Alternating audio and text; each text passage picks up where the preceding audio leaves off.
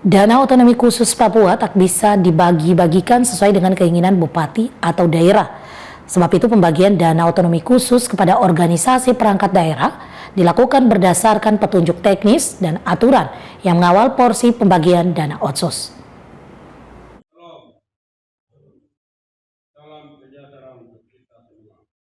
Hal tersebut ditegaskan Bupati Puncak Willem Wandik saat menutup sidang paripurna rancangan anggaran pendapatan dan belanja daerah Kabupaten Puncak tahun 2022 di Timika. Pernyataan Bupati tersebut keluar terkait dengan adanya permintaan dari DPRD Puncak agar dana otonomi khusus harus diberikan juga ke beberapa organisasi perangkat daerah yang dinilai minim dalam pembagian dana otsus.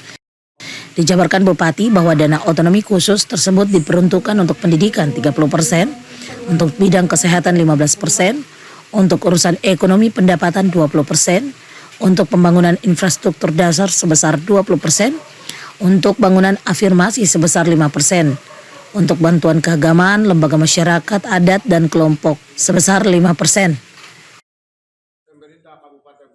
Untuk diketahui struktur APBD Kabupaten Puncak tahun 2022 sendiri diproyeksi sebagai berikut.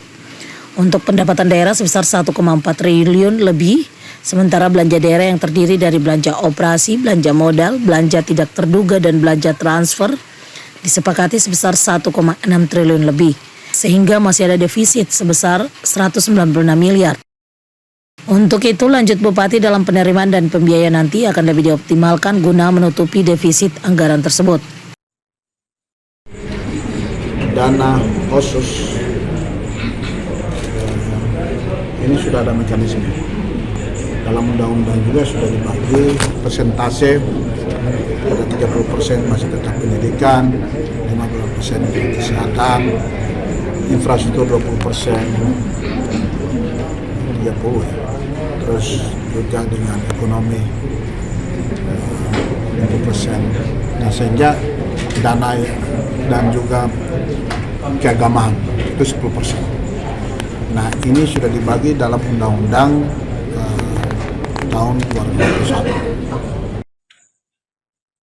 Dengan persetujuan rancangan anggaran pendapatan belanja daerah tahun 2022 oleh Dewan Perwakilan Daerah Kabupaten Puncak, akan melakukan konsultasi ke pemerintah Provinsi Papua dan Pusat yang direncanakan pekan ini sebelum akhirnya ditetapkan sebagai APBD 2022. Cornelia Modumi, iNews Jayapura melaporkan.